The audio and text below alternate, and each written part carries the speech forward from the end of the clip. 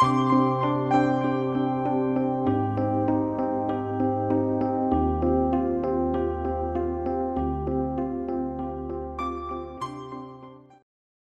Bhagavad Gita. Compiled from various writers, 1895. English translations. Of these there have been several. The first was made in 1785, by Sir Charles Wilkins, to which was prefixed an introduction by Warren Hastings. This forms the basis of the translation in this volume, but it has been carefully revised by comparing it with more recent translations. It has been taken from an edition edited by the Reverend J. Garrett in 1846, containing the Sanskrit, Canarese, and English in parallel columns, for a copy of which the compiler is indebted to Colonel Jacob, translator of the Vedanta Sara. The next translation was made by Mr. J. C. Thompson in 1855, and published by Trubner. Mr. Kasinath Trimbak Telang, of Bombay, published an English translation in 1875. This, probably revised, was adopted in 1887 by Max Müller in the Sacred Books of the East. The author, in the preface, gives the following account of the general principles followed in the translation. My aim has been to make that translation as close and literal a rendering as possible of the Gita, as interpreted by the commentators Sankaracharya, Sridhara Svamin, and Madhusudana Sarasvati. Reference has also been frequently made to the commentary of Ramanugacharya and also to that of Nilakantha. In 1882, a translation was published by the Reverend John Davies in Trubner's Oriental series. The translation is excellent, and there are numerous valuable notes. About 1888, a translation, with commentary by J. M. Chatterjee, was published by Trubner. In 1895 a translation, professedly by Mrs. Besant, was published by the Theosophical Publishing Society. She acknowledges that her knowledge of Sanskrit is imperfect, but her translation has passed through the hands of Indian gentlemen whose names are given. Many of the technical terms are retained. Some of the renderings are happily expressed. There is a very free poetical translation by Sir Edwin Arnold, entitled The Song Celestial. The translations differ considerably with regard to particular verses. Indian commentators belonging to the Dvaita, Advaita, and Visishtadvaita sects try to make the poem express their own views. The main features of the work, however, are given, more or less correctly, in all of them. The Bhagavad Gita. OR. The Divine Song. Lecture I. The Grief of Arjuna. Dhritarashtra said, "Tell me, O Sanjaya, what the people of my own party, and those of the Pandavas, who are assembled at Kurukshetra resolved for war, have been doing." Sanjaya replied, Duryodhana, having seen the army of the Pandavas drawn up for battle, went to his preceptor, and addressed him in the following words. "Behold, O master," said he, "the mighty army of the sons of Panda drawn forth by thy pupil, the experienced son of Drupada. In it are heroes, such as Bhima and Arjuna. There is Yudhana, and Virata, and Drupada, and Drishtaketu, and Chekitana, and the valiant prince of Kosi, and Purujit, and Kuntabhoja, and Saivya a mighty chief, and Udamanyu the bold, and the daring Uttamaujas, the son of Subhadra, and the sons of Drupadi, all of great cars. Be acquainted also with the names of those of our party, who are the most distinguished. I will mention a few of those who are amongst my generals, by way of example. There is thyself, Bhishma and Karna and Kripa conquering in battle, and Aswathaman and Vikarna, and the son of Somadatta, with others in vast numbers who for my service have forsaken the love of life. They are all of them practiced in the use of arms, and experienced in every mode of fight. Our innumerable forces are commanded by Bhishma, and the inconsiderable army of our foes is led by Bhima. Let all the generals, according to their respective divisions, stand in their posts, and one and all resolve to support Bhishma. The ancient chief and brother of the grandsire of the Kurush, then, shouting with a voice like a roaring lion, blew his shell to raise the spirits of the Kuru chief, and instantly innumerable shells, and other warlike instruments, were struck up on all sides, so that the clangor was excessive. At this time Madhava and Arjuna were standing in a splendid chariot, drawn by white horses. They also sounded their shells, which were of celestial form. The name of the one which was blown by Hrishikesha was Panchajanya, and that of Dhananjaya was called Devadatta. Bhima, of dreadful deeds, blew his capacious shell Pandra, and Yudhishthira, the royal son of Kunti, sounded Anantavijaya. Nakula and Sahadeva blew their shells also, the one called Sughosha, the other Manapushpaka. The prince of Kosi of the mighty bow, Sarkandin Drishtadhyumna, Virata, Satyaki of invincible arm.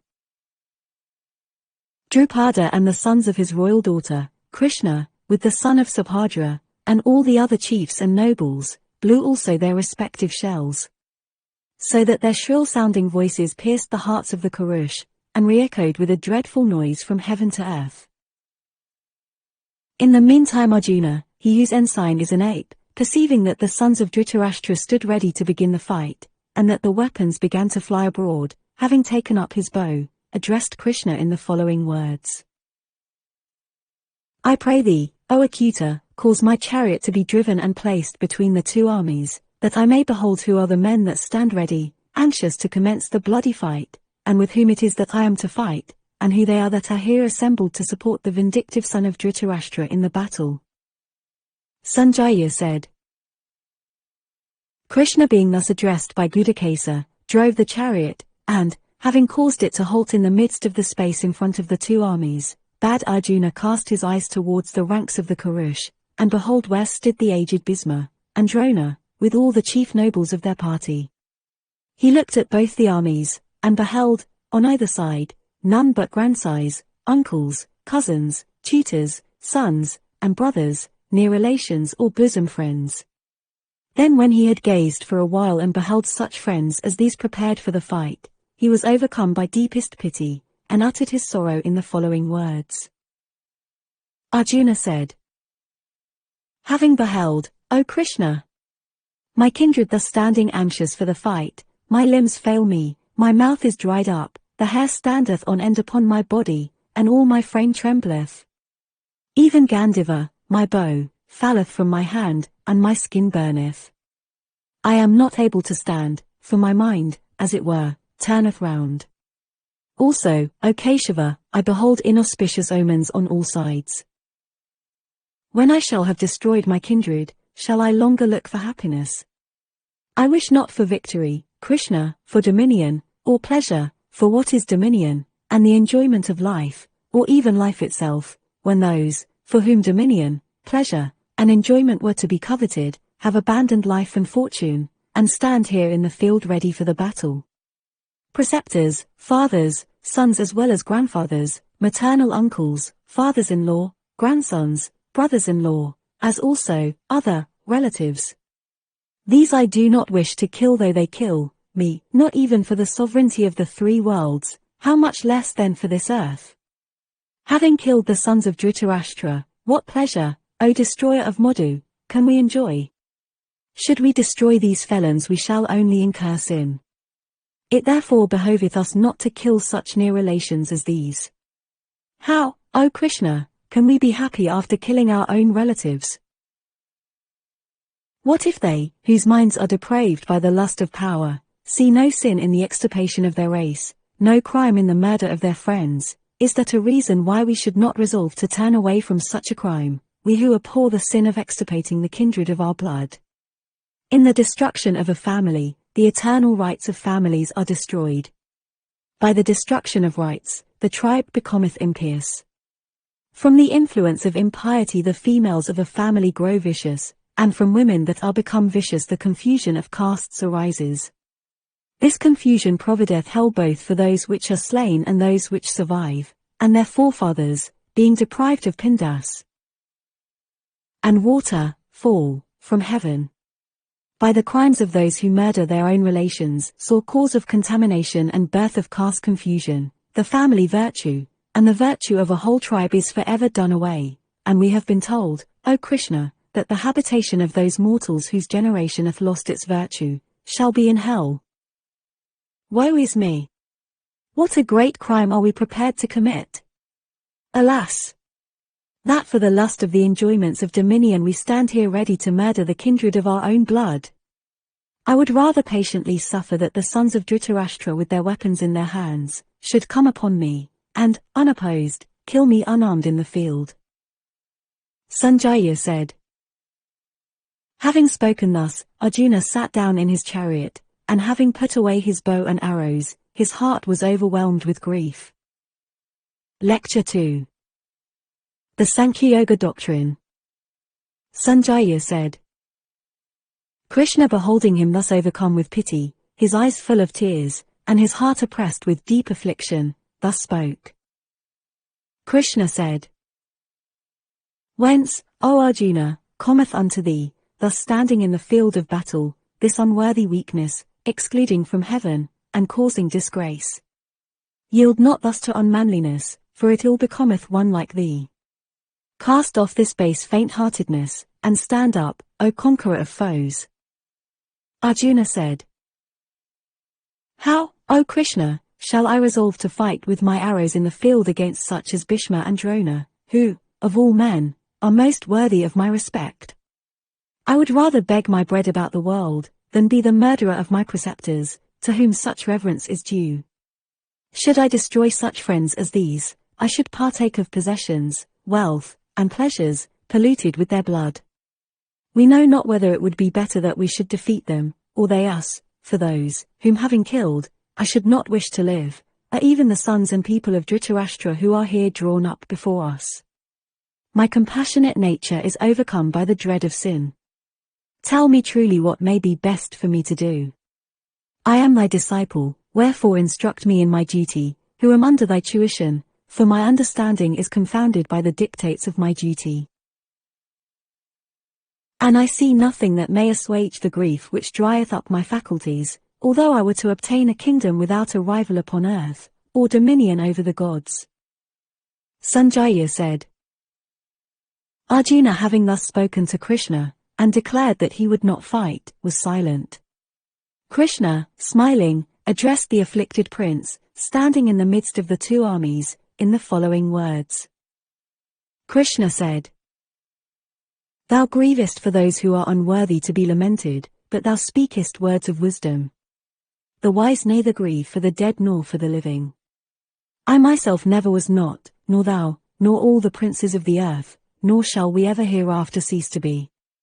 As the soul in this body findeth infancy, youth, and old age, so, in some body, will it find the like. One who is confirmed in this belief, is not disturbed by anything that may come to pass. The contacts of the senses give heat and cold, pleasure and pain, which come and go, and are transient and inconstant. Bear them with patience, O son of Bharata, for the wise man, whom these disturb not, and to whom pain and pleasure are the same, is fitted for immortality. A thing unreal hath no existence, whilst that which is real is a stranger to non-entity. By those who look into the principles of things, the design of each is seen.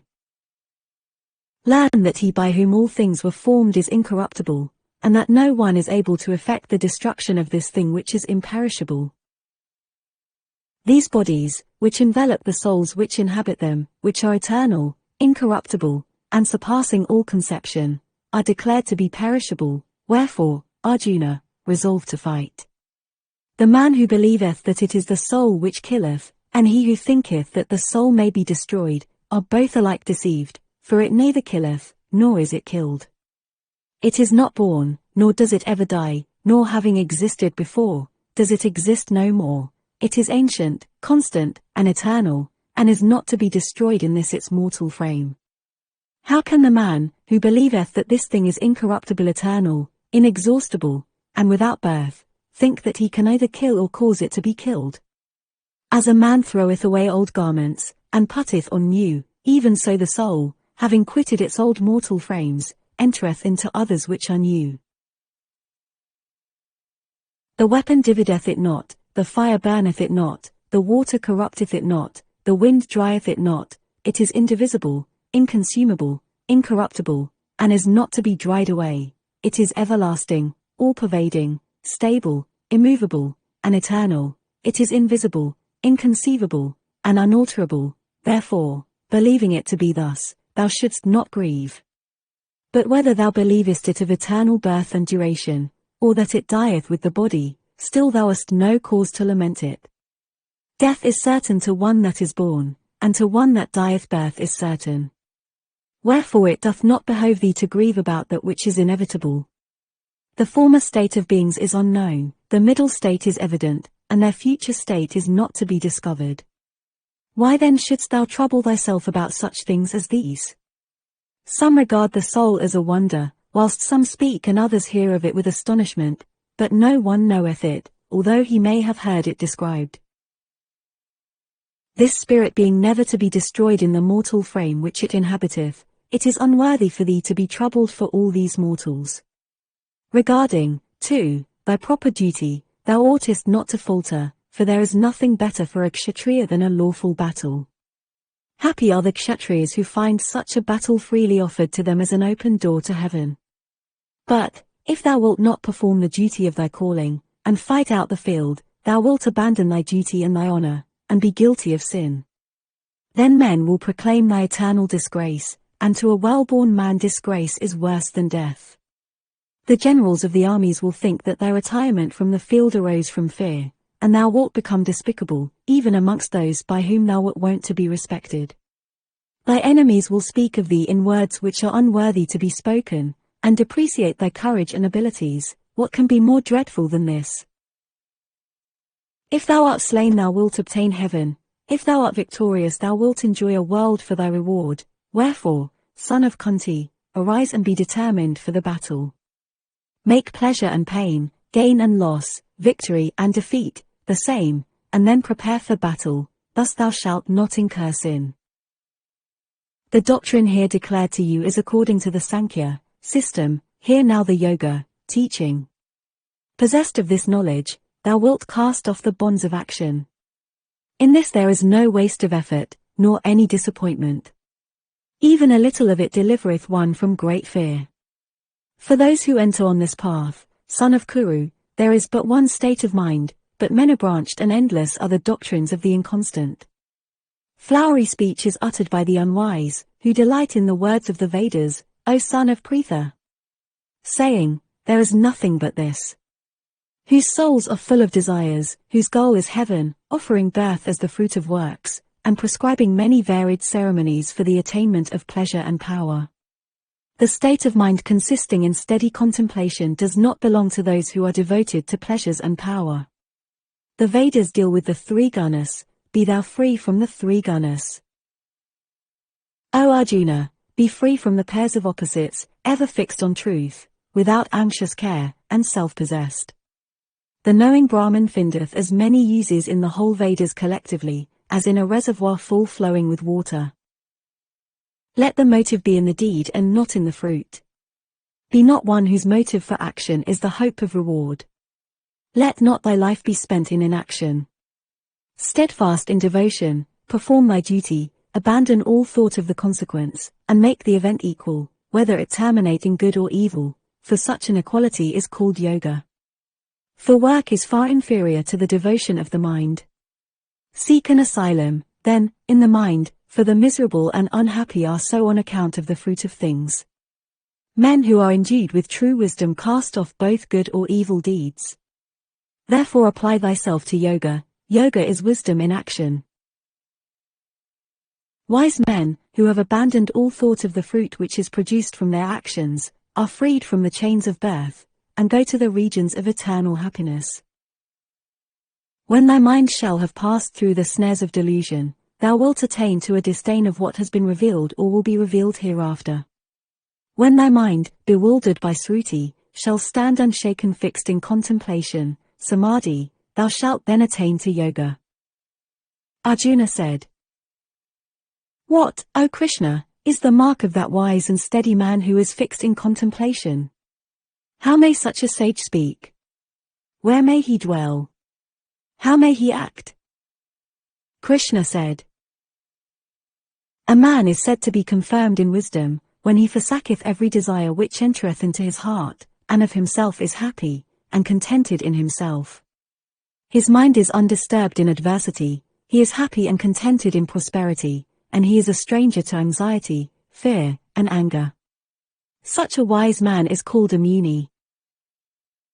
The knowledge of that man is established, who in all things is without affection, and having received good or evil, neither rejoiceth at the one, nor is cast down by the other. His knowledge is confirmed, when, like the tortoise, he can draw in all his senses and restrain them from their wonted purposes. Objects of sense withdraw from an abstinent man, not so the taste, for them. But when he hath seen the Supreme, he loseth even that. The tumultuous senses hurry away by force the heart even of the wise man who striveth to restrain them. When he hath subdued them all, he may rest in devotion, intent on me. The man who hath his passions in subjection, is possessed of true wisdom. When a man meditateth on the objects of sense, attachment to them ariseth, desire springeth from attachment, desire from anger. From anger is produced folly, from folly a deprivation of the memory, from the loss of memory the loss of reason, and from the loss of reason the loss of all. A man of a governable mind, enjoying the objects of his senses, with all his faculties rendered obedient to his will and freed from pride and malice, obtaineth happiness supreme. In this happiness is born to him an exemption from all his troubles, and his mind being thus at ease, wisdom presently floweth to him from all sides. The man who attendeth not to this, is without wisdom or the power of contemplation. The man who is incapable of thinking, hath no rest. What happiness can he enjoy who hath no rest? The heart, which followeth the dictates of the moving passions, carrieth away his reason, as the storm the ship in the raging ocean. The man therefore who can restrain all his passions from their inordinate desires, is endued with true wisdom. Such a one walketh when all other beings go to rest. The contemplative muni sleepeth when all other beings are awake. The man whose passions enter his heart as waters run into the unswelling passive ocean, obtaineth happiness, not he who cherisheth desires. The man who, having abandoned all lusts of the flesh, walketh without inordinate desires, unassuming, and free from pride, obtaineth happiness. This is the Brahmic state. Attaining to this, one is never deluded, and remaining in it till the hour of death, one passes on to absorption, nirvana, in Brahma. Lecture 3. The Yoga of Action. Arjuna said, If, according to thy opinion, knowledge be superior to action, why, then, dost thou urge me to engage in an undertaking so dreadful as this? Thou, as it were, confoundest my reason with a mixture of sentiments, wherefore choose one amongst them, by which I may obtain happiness, and explain it unto me. Krishna said, It hath before been observed by me, that in this world there is a twofold rule of life, that of the Sankhyas by devotion of knowledge, and that of the Yogis by devotion of action. The man enjoyeth not freedom from action, by abstaining from action, nor doth he obtain perfection from a total inactivity. No one ever resteth a moment inactive. Every man is involuntarily urged to act by those gunas which are inherent in his nature. The man who restraineth his organs of action and sitteth down with his mind attentive to the objects of his senses, is called a bewildered soul, and a hypocrite. But the man is praised, who, having subdued all his passions, performeth with his active faculties all the functions of life, unconcerned about the event. Perform every appointed work, for action is preferable to inaction. Without action the support of thy body would not be possible. This world is fettered by all action except in work done on account of sacrifice. Do thou therefore work for this purpose, but without attachment. When Prajapati in ancient times created men together with sacrifice, he said, By this propagate, be this your cow of plenty. Nourish the gods by this, and let the gods nourish you. Thus nourishing each other, ye shall obtain supreme happiness. The gods nourished by sacrifice will grant you the enjoyment of your wishes. He who enjoyeth what hath been given unto him by them, and offereth not a portion unto them, is even as a thief. The good who eat the remains of sacrifice are freed from all sins. Those who dress food but for themselves, eat the food of sin. All things which have life are generated from the food which they eat. Food is generated from rain, rain from sacrifice, and sacrifice from action. Know that action springeth from Brahma, Brahma proceedeth from the indivisible one. Therefore Brahma, the all-pervading, is ever present in sacrifice. The sinful mortal, who delighteth in the gratification of his passions, and followeth not the will thus revolving in the world, liveth but in vain. But the man who rejoiceth in his self, pleased with his self, and contented with his self alone hath nothing to do. He hath no interest either in that which is done, or that which is not done, and there is not, in all things which have been created, any object on which he may place dependence. Wherefore, perform thou that which thou hast to do, at all times without attachment, for the man who doeth that which he hath to do, without attachment, attaineth to the supreme. Janaka and others have attained perfection even by works. Thou oughtest also to work from regard to the good of mankind. The man of low degree followeth the example of him who is above him, and doeth that which he doeth. I myself, Arjuna, have not, in the three regions of the universe, anything which is necessary for me to perform, nor anything to obtain which is not obtained, and yet I am occupied in work. If I were not vigilantly to attend to these duties, all men would presently follow my example. If I should not work, these worlds would sink in ruin. I should be the cause of caste confusion, and should destroy these people. As the ignorant perform the duties of life from the hope of reward, so the wise man, to promote the general good, should perform the same without motives of interest. He should not cause destruction in the understandings of the ignorant, who are inclined to outward works. The learned man, by industriously performing all the duties of life, should induce the vulgar to attend to them. He whose mind is deluded by ahankara, self-consciousness, thinketh himself the door of actions which in every way are done by the qualities of propriety. But he who knoweth the truth about the difference from qualities and the difference from actions, formeth no attachments, believing that qualities deal with qualities. Men who are confused by the gunas of propriety are bound by the works of the gunas. The man who knoweth the whole truth should not cause dull men, who know not the whole, to falter in action. Dedicating all actions to me, fixed in thought on the Supreme Spirit, free from hope and egoism, put away thy sorrow and fight. Those who with a firm belief, and without reproach, shall constantly follow this my doctrine, shall be saved even by works. Know that those who, holding it in contempt, follow not this my counsel, are strayed from all wisdom, deprived of reason, and are lost. But the wise man also seeketh for that which is conformed to his own nature. All things act according to their natures, what then will opposition effect? In the objects of the senses are fixed affection and dislike. A wise man should not put himself in their power, for both of them are his opponents.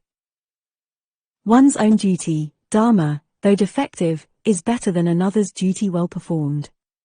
Better is death in one's own duty, another's duty is full of danger.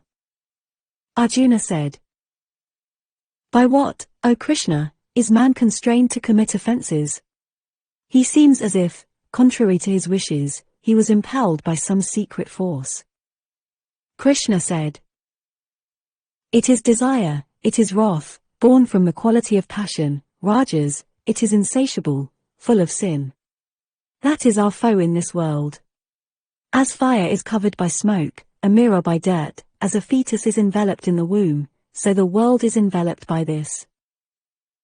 The understanding of the wise man is obscured by this inveterate foe, in the shape of desire, which raggeth like fire, and is hard to be appeased. It is said that the senses, the heart, and the understanding, are the places which are its seat. By the assistance of these it overwhelmeth reason, and stupefieth the soul. Thou shouldst, therefore, first subdue thy passions, and get the better of this sinful destroyer of knowledge, jnana, and experience, vijnana. It is said that the senses are great, greater than the senses is the heart, manas, greater than the heart is the mind, buddhi, but what is greater than the mind is that, the Supreme Being. Thus knowing that which is higher than the mind, restraining thyself by thyself, slay this unmanageable enemy in the shape of desire. Lecture 4. The Yoga of Knowledge. The deity said, "This eternal doctrine of yoga I formerly taught unto Vivaswat, and Vivaswat taught it to Manu, and Manu made it known unto Ikshwaku.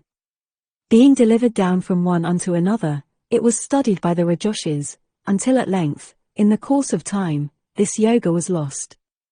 It is even the same yoga which I have this day communicated unto thee, because thou art my servant and my friend. It is the supreme mystery." Arjuna said, "Seeing thy birth was later than that of Ikshwaku, how am I to understand that thou didst first declare this doctrine?"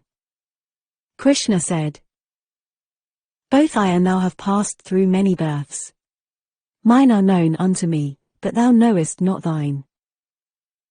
Although I am not in my nature subject to birth or decay, and am the Lord of all created beings, yet, taking command over my own nature, I am born by my delusive power, Maya. As often as there is a decline of Dharma and an exaltation of Adharma in the world, I produce myself, thus I am born, from age to age, for the preservation of the good, the destruction of the wicked, and the re-establishment of Dharma. He, O Arjuna, who truly knoweth my divine birth and work, doth not, upon his quitting his mortal frame, enter into another, for he entereth into me. Many who are free from affection, fear, and anger, thinking on me, finding refuge in me, having been purified by the fire of knowledge, have entered into my being. I serve men in the way in which they approach me. Men follow my path from every side. Those who wish for success to their works in this life, worship the gods. For in this life success from works speedily cometh to pass. The four castes were created by me according to the apportionment of qualities and works. Know that I, though actionless and inexhaustible, am the author of them. Actions defile me not, I have no desire for the fruit of actions. He who knoweth me thus is not bound by actions. The ancients who longed for liberation having discovered this, still performed works.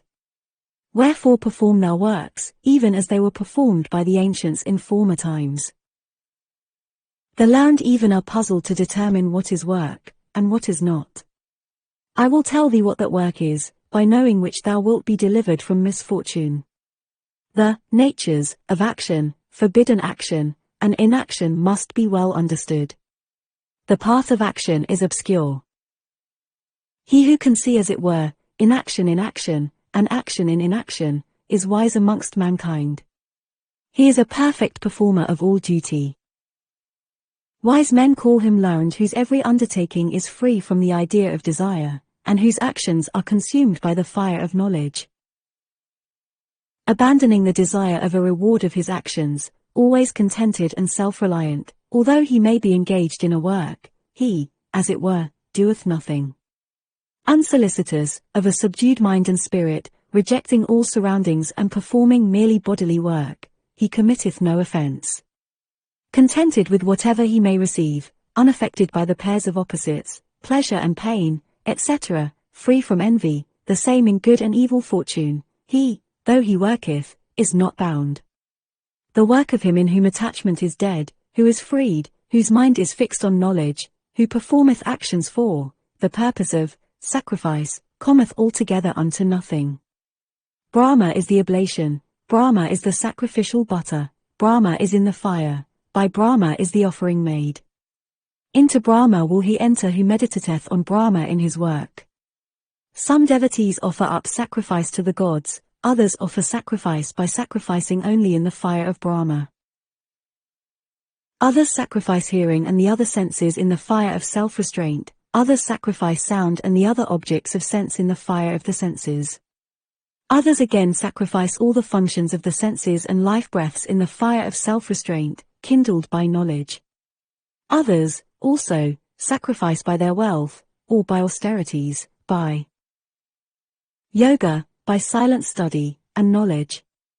Some sacrifice the upward breath in the downward, and the downward breath in the upward, stopping up the channels of the upward and downward breaths, intent on the restraint of breath. Others, who practice abstinence, sacrifice their life breaths in life breaths. All these are skilled in sacrifice, and by sacrifice their sins are destroyed. Those who eat the nectar-like leavings of sacrifices go to the eternal Brahma. This world is not for him who offereth no sacrifice, much less the other. Many kinds of sacrifice are offered in the presence of Brahma. Know them all to be produced from action. Knowing this, thou shalt be free. The sacrifice of knowledge is better than the sacrifice of wealth. Every action, in its completeness, is contained in knowledge. Seek, then, this wisdom by prostrations, by questions, and by service, that those learned men who see its principles may instruct thee. Having known this, thou shalt not again fall into this delusion, for thou wilt see all things first in thyself and then in me. Although thou wert the most sinful of all sinful men, thou wilt cross over all trespasses by the boat of knowledge. As the natural fire, O Arjuna, reduceth the wood to ashes, so the fire of knowledge reduceth all actions to ashes. There is not anything in this world to be compared with knowledge as a purifier. He who is perfect in devotion, in due time findeth it in his own soul. He who hath faith findeth knowledge, above all, he who hath gotten the better of his passions, and having obtained it, he quickly enjoyeth supreme repose. But the ignorant, and the man without faith, whose spirit is full of doubt, is lost. Neither this world, nor that which is above, nor happiness, can be enjoyed by the man of doubting mind. Actions do not fetter the man who is self-possessed, who hath renounced action by yoga, who hath destroyed doubt by knowledge. Therefore slay this doubt, which is born of ignorance, by the sword of knowledge. Give thyself to devotion, and arise, O son of Bharata. Lecture V. Yoga by renouncing works. Arjuna said, Thou now speakest, Krishna, of the renunciation of works, and now again of performing them. Tell me positively which of the two is better. Krishna said, Renunciation of works, and yoga by works, both procure the highest bliss, but of these yoga by works is better than renunciation of works. He should be regarded as always a sannyasi who neither hateth nor desireth. He who is free from the pairs of opposites is easily set free from bonds. Children, not the learned, speak of the Sankhya and Yoga doctrines as different, but he who devouteth himself to either obtaineth the fruit of both. The seat which the Sankhyas obtain is reached by Yogis also. He seeth truly who seeth that the Sankhya and Yoga are one. Renunciation is hard to gain without devotion. The Muni who is fixed in devotion goes to Brahma without delay. He who is fixed in devotion, whose self is pure, who is master of himself and subdueth the senses, who identifieth himself with everything that existeth, is not polluted even though he work. The man of devotion who knoweth the truth thinketh, that he doeth nothing when seeing, hearing, touching, smelling, eating, moving, sleeping, breathing, talking, throwing out, taking, opening or closing the eyelids, affirming that the senses deal with the objects of sense. He who casting off attachment offereth his action to Brahma, is not tainted by sin, as the lotus leaf is not tainted in water. Devotees, giving up attachment, perform actions for the purifying of themselves by the body, the heart, manas, by the mind, and even by the senses alone. The devout man who hath abandoned the fruit of works attaineth the highest peace. The undevout, attached to the fruit of works, through desire, is bound. The man who hath his passions in subjection, and with his mind forsaketh all works, his soul sitteth at rest in the nine-gate city of its abode, neither acting nor causing to act. The Lord createth neither the faculty of working nor works, nor the connection of works and fruit, nature, Prakriti, alone worketh. The Lord receiveth the sin or merit of none. Mankind are led astray by their reason being obscured by ignorance, but when that ignorance of their souls is destroyed by knowledge, the Supreme is revealed by knowledge, shining as the sun. Those whose thoughts are on him, that, whose souls are in him, whose confidence is in him, and whose asylum is in him, are by knowledge purified from all their offences, and go from whence they shall never return. The wise regard a Brahmin gifted with knowledge and modesty, a cow, an elephant, a dog, and a svapaka as alike. Even here, those have conquered the world whose minds are equable, since Brahma is sinless and equable, therefore they abide in Brahma. He who knoweth Brahma, whose mind is fixed, who is not deluded, and who abideth in Brahma, doth not rejoice finding anything agreeable, nor grieve on finding anything disagreeable. He whose soul is not attached to external objects obtaineth the happiness that is in one's self, his self joined by devotion, yoga, to Brahma, enjoyeth eternal bliss. The enjoyments which proceed from the senses are as the wombs of future pain. The wise man, knowing that they begin and end, delighteth not in these. He who can bear up against the violence which is produced from lust and anger in this mortal life, is devout, yukta, and a happy man.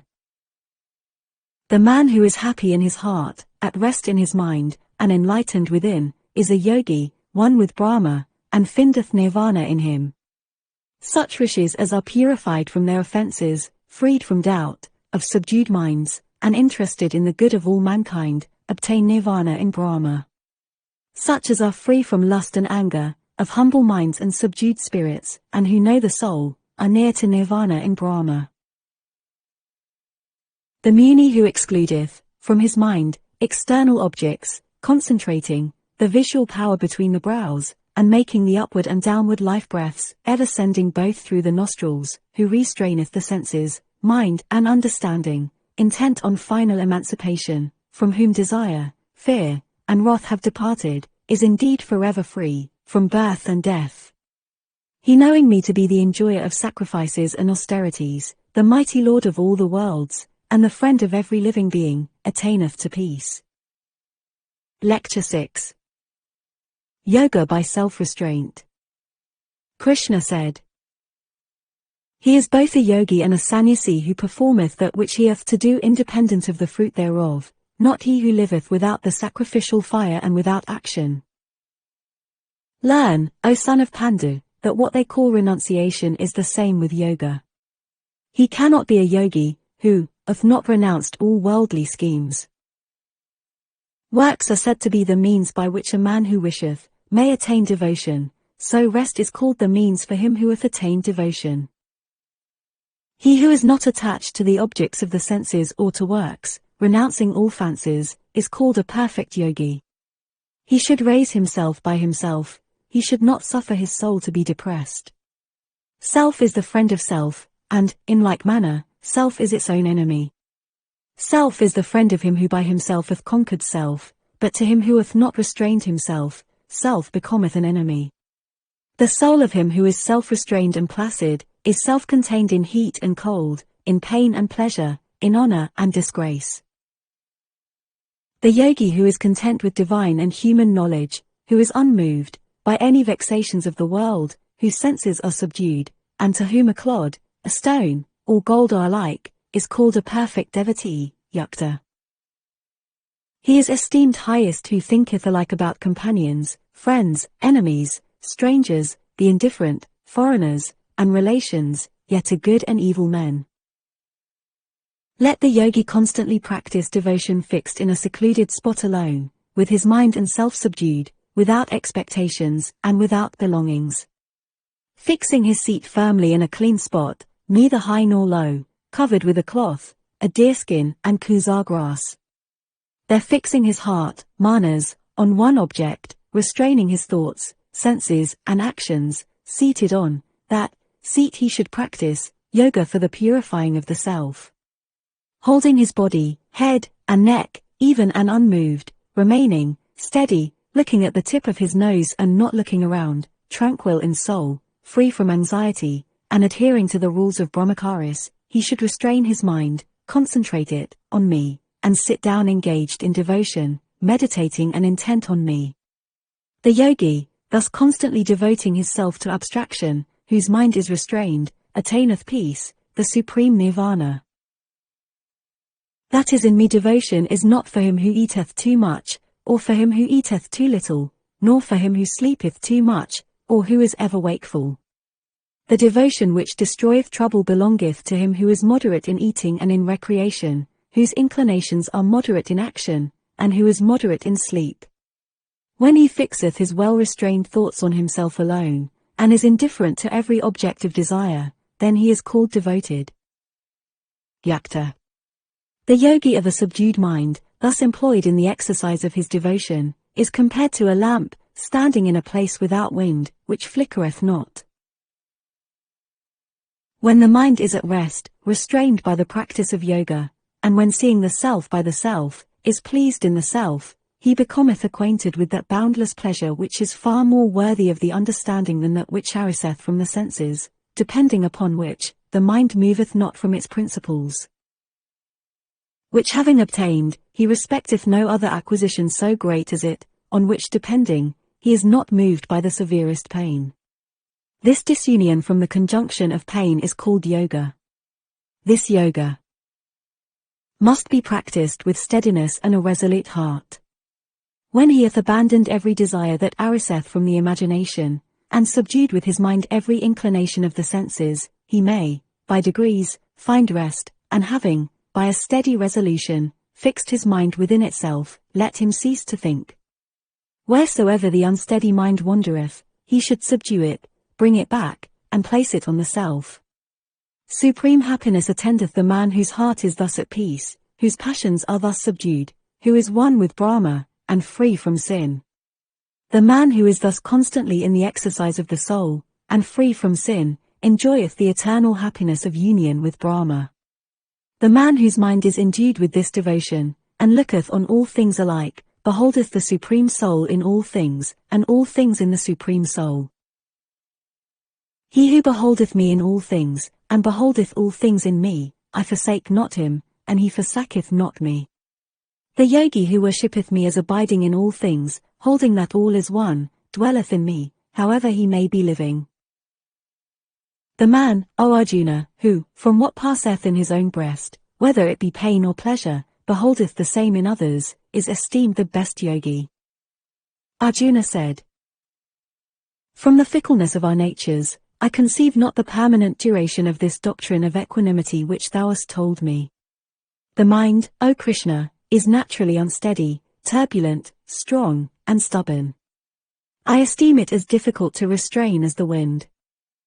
Krishna said, The mind, O valiant youth, is undoubtedly unsteady, and difficult to be confined, yet, it may be restrained by practice and indifference to worldly objects. In my opinion, this divine discipline, which is called yoga, is hard to be attained by him who hath not his soul in subjection, but it may be acquired by him who taketh pains, and is self-restrained. Arjuna said, Whither, O Krishna, doth the man go after death, who, although he be endued with faith, hath not obtained perfection in his devotion, because his unsubbed mind wandered from the discipline? Doth he not perish like a broken cloud, being unsteadfast and deluded in the path, leading to Brahma? Be pleased, O Krishna, to destroy completely this doubt of mine, for none but thyself is able to destroy this doubt. Krishna said, His destruction is found neither here nor in the world above. No man who hath done good goeth unto an evil place. A man whose devotions have been broken off by death, having enjoyed for unnumbered years the rewards of his virtues in the regions above, at length is born again in some holy and respectable family, or else he is born in the house of some learned yogi. But such a birth in this life is difficult to attain. Being thus born again, he is endued with the knowledge which he had in a former body, and here again he beginneth to labor for perfection. By that former practice he is led on, even without his will. He who only desireth to know yoga, goeth beyond the Brahmic word, the Vedas. The yogi who, laboring with all his might, is purified of his offenses, and, after many births, is made perfect, at length goeth to the supreme abode. The yogi is superior to ascetics, respected above the men of knowledge, and superior to the doers of works, wherefore, O Arjuna, resolve thou to become a yogi. Of all yogis, I respect him as the most devout, who hath faith in me, and who serveth me with his self stayed on me.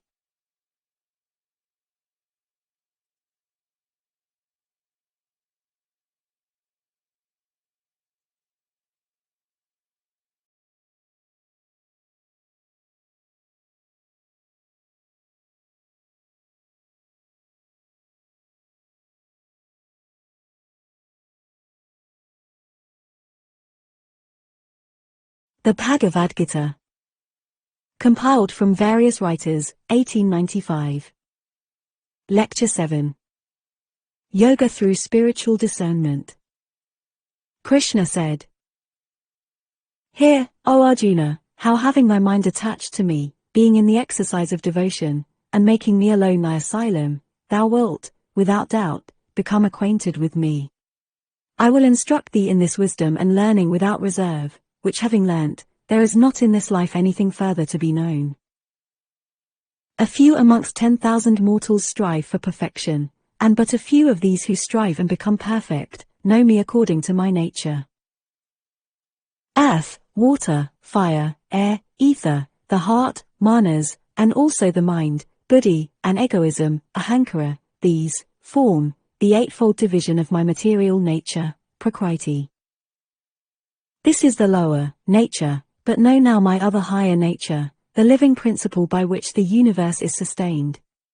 Know that all things have these as their source.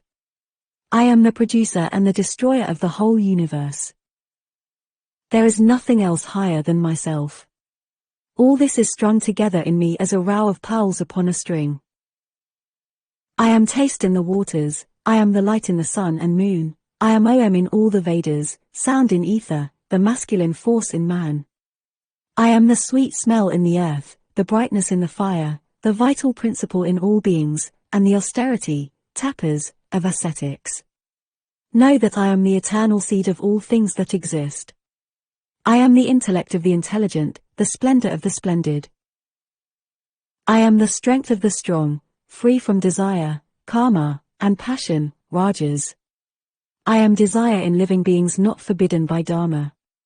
Know also that the natures which are of the quality of goodness, and those which are of the quality of passion, and of darkness are indeed all from me. I am not in them, but they are in me. The whole of this world being bewildered by the influence of these three gunas, knoweth not that I am distinct from these and eternal. This divine illusion, Maya, of mine, formed by the gunas, is hard to overcome. They who worship me alone pass over this illusion. The wicked, the foolish and the low-minded come not unto me, because their understandings, being bewildered by Maya, they partake of the nature of asuras. For classes of righteous men worship me, the distressed, one who is seeking after knowledge, one who wants wealth, and one who is possessed of knowledge. Of these the best is the one possessed of knowledge, if he always practices devotion, and worships the One. I am extremely dear to the wise man and he is dear unto me. All these are noble, but I esteem the man possessed of knowledge even as myself, because his devout spirit dependeth upon me alone as his ultimate goal. The wise man proceedeth not unto me until after many births, for the exalted mind, who saith that Vasudeva is the all, is hard to find.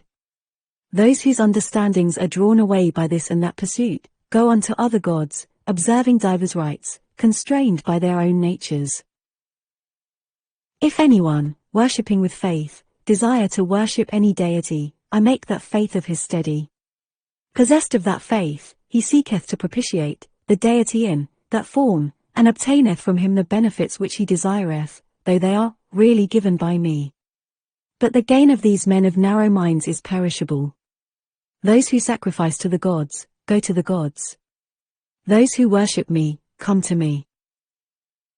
The ignorant, being unacquainted with my supreme nature, which is superior to all things, and exempt from decay, believe me, who am invisible, to exist in the visible form under which they see me. I am not visible to all, because I am concealed by my power of delusion, Yogamaya. The ignorant world do not discover this, that I am not subject to birth or decay.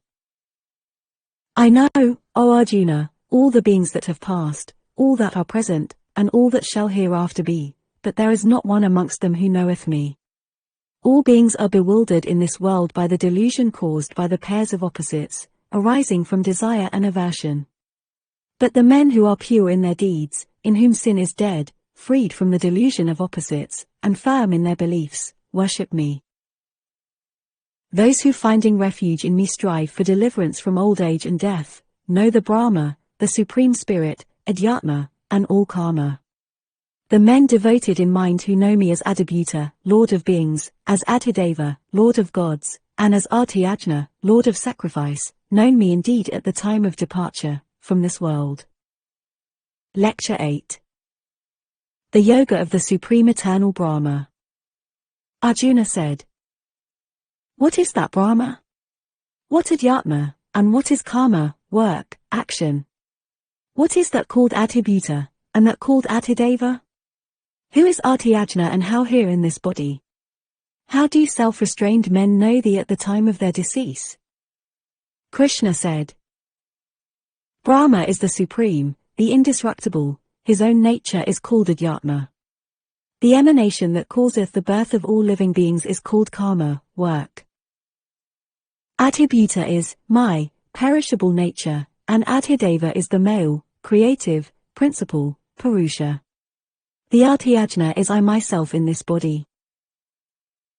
At the end of time, he, who quitting the body, departeth thinking only of me, without doubt, entereth unto my being, or else, whatever other nature he shall call upon, at the end of life, when he shall quit his mortal shape, he shall overgo unto it. Wherefore at all times think of me alone and fight. Let thy heart and mind be placed on me alone, and thou shalt, without doubt, go unto me. The man who longeth after the divine and supreme being, with his mind intent upon the practice of devotion, goeth unto him.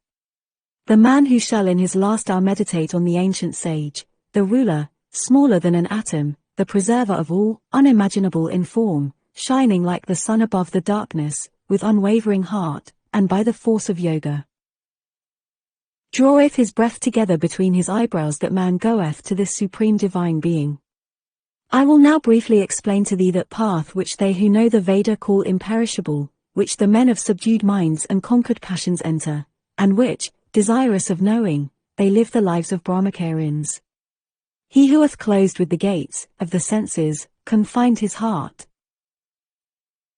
Manas, inwardly, placed the vital breath in the head, constant in devotion, repeating the syllable Om, signifying the eternal Brahma, thinking upon me, he who thus departeth goeth, when he quitteth the body, to the highest place. He who thinketh constantly of me, his mind undiverted by another object, I will at all times be easily found by that constantly devout yogi. These great-souled men, having attained to me, come not again to life which is transient and the seat of pain, they reach the highest perfection. Know, O Arjuna, that all the worlds, even to that of Brahma, return again, but he who findeth me, returneth not again to mortal birth. They are acquainted with day and night, who know that the day of Brahma is as 1,000 revolutions of the yugas, and that his night extendeth for 1,000 more. At the approach of day all the visible, manifested, universe issues from the unmanifested, on the approach of night it dissolves in him who is called the unmanifested. This multitude of beings, produced again and again, dissolves at the approach of night, and comes forth, not by its own power, at the approach of day. But there is another invisible eternal existence superior to this visible one which, when all created things perish, doth not perish. It is called the unmanifested, the imperishable. This man speaks of as the highest way, those who attain it never return. This is my supreme abode. He, the highest Purusha, in whom all things dwell, and by whom all this universe is spread out, may be reached by devotion to him only. I will now speak to thee of that time in which, should yogis die, they will never return, and of that time, in which dying, they shall return to life. Those holy men who know Brahma, departing this life in fire, light, the daytime, in the bright season of the moon, within the 6 months of the sun's northern course, go unto him. But those who depart in smoke, night, the moon's dark season, and whilst the sun is yet within the southern path of his journey, ascend for a while into the regions of the moon, and again return to mortal birth. These two, light and darkness, are esteemed the world's eternal ways. He who walketh in the former path returneth not, whilst he who walketh in the latter cometh back again upon the earth. A yogi, acquainted with these two paths, will never be perplexed. Wherefore, O Arjuna, be thou employed at all times in devotion. The devotee who knoweth this obtaineth all the holy fruits offered by the Vedas, by sacrifices, austerities, and almsgiving, and he attaineth to the supreme primeval seat. Lecture 9. Yoga through the royal knowledge and the royal mystery. Krishna said, I will now make known unto thee, who dost not cavil, that most mysterious secret, accompanied by experience, which having studied thou shalt be delivered from misfortune. It is a royal knowledge, a royal mystery, sublime and immaculate, clear unto the sight, virtuous, eternal and easy to be performed. Men who believe not this doctrine, attain not to me, but return into this world of death. All this universe hath been spread out by me, by my unmanifested material nature, prakriti. All things dwell in me, I do not dwell in them. And yet these things dwell not in me. See my royal mystery. My spirit, the source of all, supporteth all things, but doth not dwell in them. Understand that all things rest in me, as the mighty air, which passeth everywhere, resteth forever in the akasha. At the end of a kalpa all things enter my material nature, at the beginning of a kalpa, I send them forth again. Supported by my material nature, I send forth again and again all this collection of beings, without their own will, by the power of prakriti. But these actions do not bind me, who remaineth like one unconcerned, and who am unattached to those actions. Under my supervision prakriti produceth both the movable and the immovable. It is in this way, O Arjuna, that the universe revolveth. The foolish, being unacquainted with my supreme and divine nature, as Lord of all things, despise me in this human form. Partaking of the delusive nature of Rakshasas and Asuras, they are of vain hope, of vain endeavors, of vain wisdom, and void of reason. But men of great souls, partaking of the divine nature, discover that I am before all things and incorruptible, and serve me with their hearts undiverted by other gods. Men of steadfast and laborious lives come before me, humbly bowing down, forever glorifying my name, and they are constantly employed in my service. Others, offering up the sacrifice of knowledge, worship me as one, as distinct, and as all-pervading in many forms. I am the offering, I am the sacrifice, I am the offering to Pitris, I am the sacred herb, I am the sacred verse and the sacrificial butter, I am the fire, I am the burnt offering. I am the father, mother, sustainer, the grandsire of this universe. I am the object of knowledge, the means of purification, the syllable Om, the Rik, Sama, and Yajus also. I am the way, the sustainer, the Lord, the witness, dwelling, refuge and friend, the origin and destroyer, of life, the place, the receptacle, and the inexhaustible seed. I cause heat, I withhold and send forth the rain, I am immortality and death. I am Sat, that which is, and Asat, that which is not. Those who know the three Vedas, who drink of the Soma juice, being purified of their offenses, offer sacrifices, and petition for heaven. These obtain the holy world of Indra, in which they feast upon the divine food of the gods. When they have partaken of that spacious heaven for a while, in proportion to their virtues, they sink again into this mortal world, as soon as their stock of merit is expended. In this manner those, who, longing for the accomplishment of their wishes, follow the religion pointed out by the three Vedas, obtain a transient reward. To those who serve me alone, and who are thus constantly engaged in my service, I bring full assurance of happiness. Those also who serve other gods with a firm belief, in doing so, worship even me, but not according to ancient rule. I am the partaker, and also the Lord of all sacrifices. Because mankind are unacquainted with my true nature, they fall again from heaven. Those who make vows to the gods, go to the gods. Those who make vows to the Pitris, go to the Pitris. Those who worship the Bhutas, go to the Bhutas, and those likewise who worship me, go to me. I accept and enjoy the holy offerings of the humble soul, who in his worship presenteth leaves and flowers, and fruit and water unto me. Whatever thou doest, O Arjuna, whatever thou eatest, whatever thou sacrificest, whatever thou givest, whatever thou shalt be zealous about, make each an offering unto me. Thou shalt thus be delivered from the bond of works, producing good and evil fruits, and if thou be united to me by devotion and renunciation, thou, when freed, shalt come unto me. I am a light to all beings, to me none is hateful, none is dear, but those who worship me devoutly dwell in me and I in them. Even if one of evil life worshippeth me and not any other, he must certainly be deemed to be good, for he hath judged rightly. Soon he becometh a pious one, and attaineth eternal peace. Rest assured that they who worship me never perish.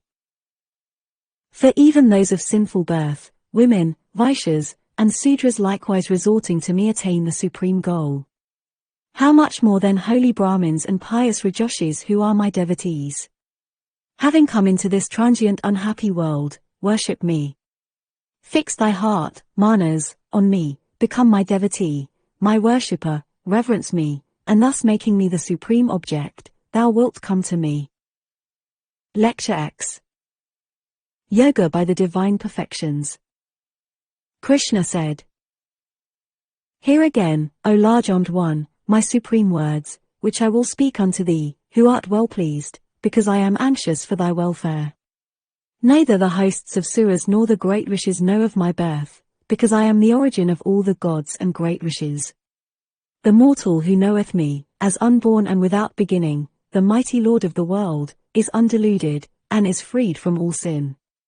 The various qualities incident to natural beings, such as reason, knowledge, unembarrassed judgment, patience, truth, humility, meekness, pleasure and pain, birth and death, fear and courage, mercy, equality, gladness, charity, zeal, renown and infamy, all distinctly come from me. So in former days the 7 great rishis, the 4 ancients, and the Manus partaking of my nature, were born from my mind, from whom are descended all the inhabitants of the earth.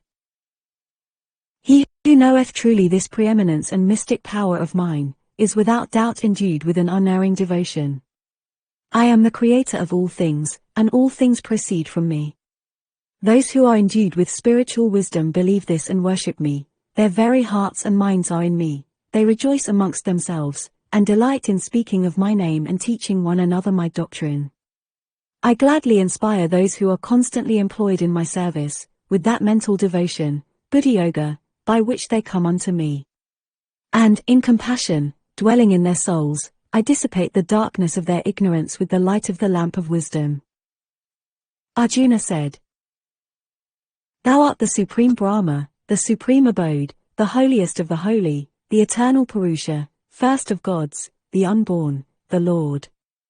Thus all the rishis proclaim, as also the divine rishi, Narada, thus also Asita, Devala, and Vyasa, thus thou thyself hast told me. I firmly believe, O Kesava, all thou tellest me. Neither the gods nor the Danavas are acquainted, O Lord, with thy manifestations. Thou alone, O best of beings, knowest thyself by thyself, thou, who art the creator of all things, Lord of all, the God of gods, and the universal Lord. Be pleased to declare fully thy divine emanations by which thou constantly pervadest all these worlds. How may I know thee, O Yogi, by always meditating on thee? In what manifestations, O mighty Lord, mayst thou be thought of by me? Tell me again fully, Janardana, thy yoga and thy perfections, Vibhuti, for hearing this nectar I feel no satiety. Krishna said, Blessings be upon thee.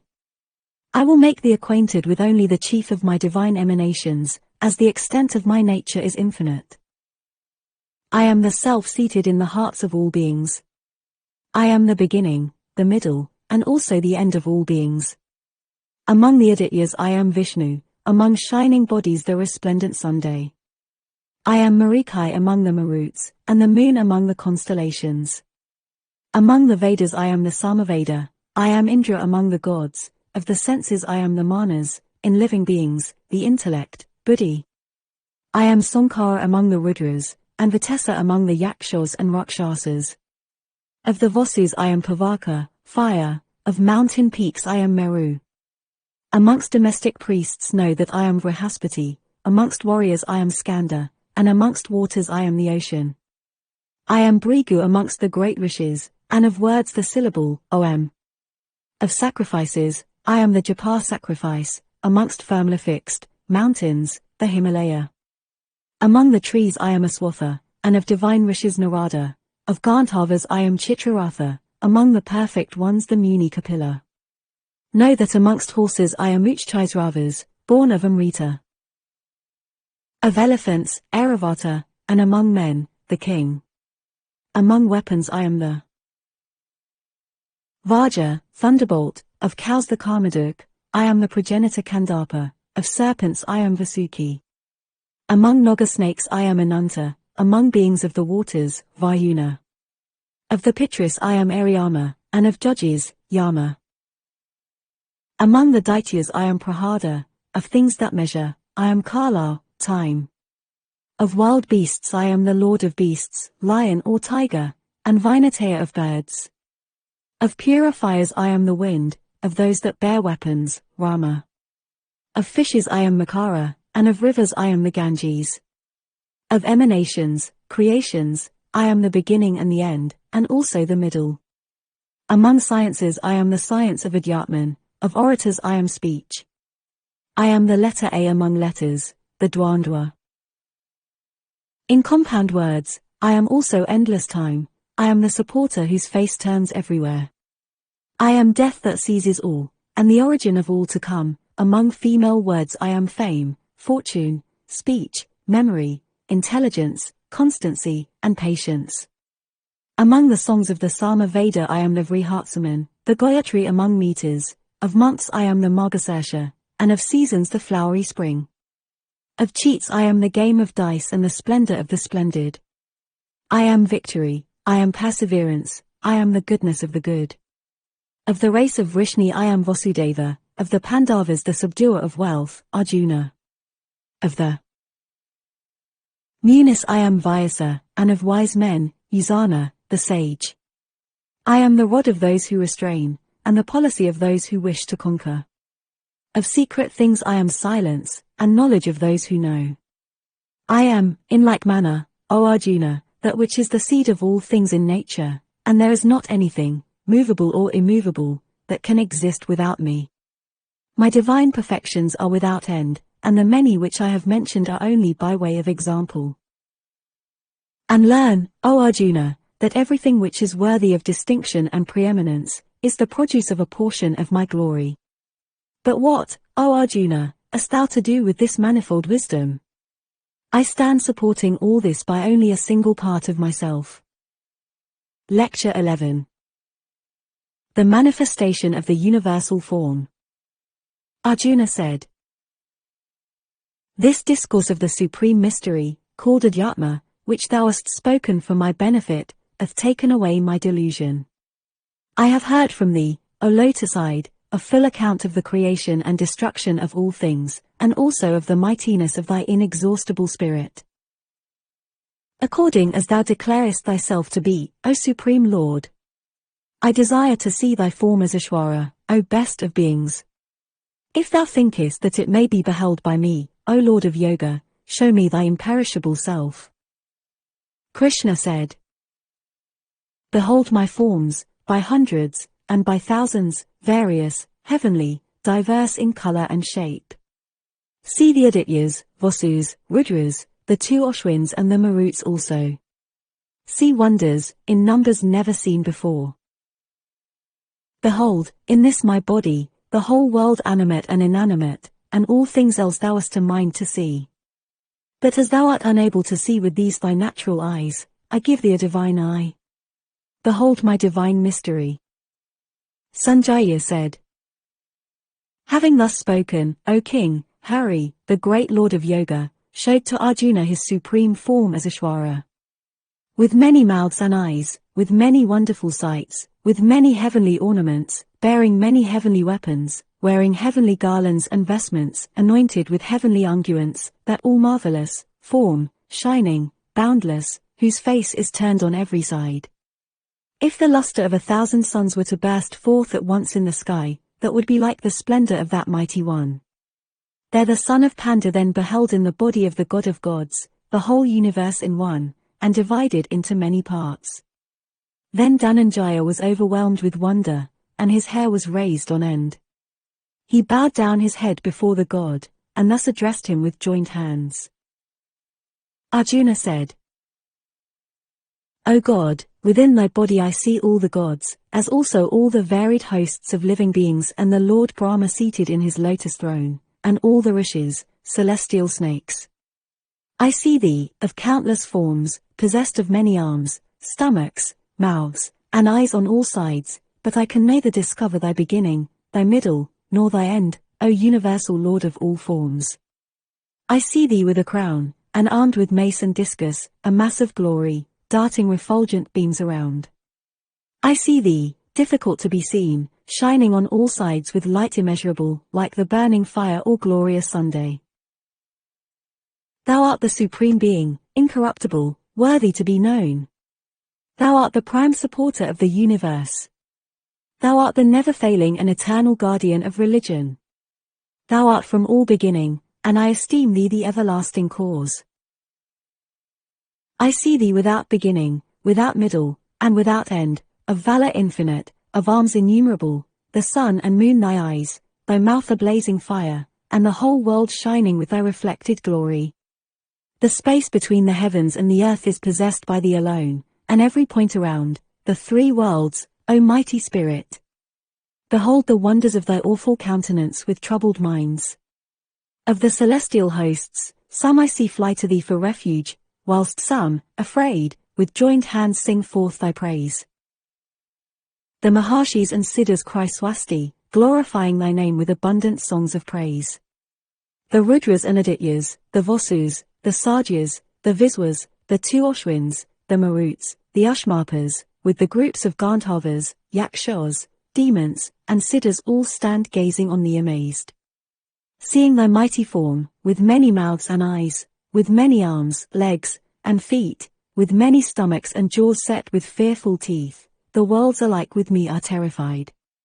When I see thee, touching the heavens and shining with such glory, of such various hues, with widely opened mouths, and bright expanded eyes, I am disturbed within me, my resolution faileth me, and I find no rest.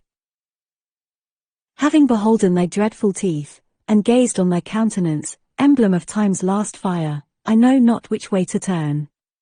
I find no peace. Have mercy then, O God of gods! Thou mansion of the universe! The sons of Dhritarashtra now, with all those rulers of the land, Bhishma, Drona, the son of Suta, and even the flower of our army, seem to be precipitating themselves hastily into thy mouths, tremendous-toothed. Whilst some appear to stick between thy teeth with their heads smashed. As the rapid streams of full-flowing rivers roll on to meet the ocean's bed, even so those heroes of the human race rush on towards thy flaming mouths. As troops of insects, with increasing speed, seek their own destruction in the flaming fire, even so these people, with swelling fury, seek their own destruction. Swallowing all these people, thou lickest them from every side into thy flaming mouths. The whole universe, O Vishnu, is burning with thy fierce rays. Reverence be unto thee, thou most exalted.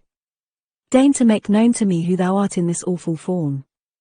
I wish to know thy primal life, for this, thy form evolved, I cannot understand. Krishna said, I am time, the destroyer of the worlds, made manifest to slay the human race. Except thyself, not one of all these warriors arrayed against us, in these numerous ranks, shall live. Wherefore, arise. Seek honor and renown. Defeat the foe, and enjoy the ample kingdom. They are already, as it were, destroyed by me. Be thou alone the immediate agent, left-handed one. Be not dismayed.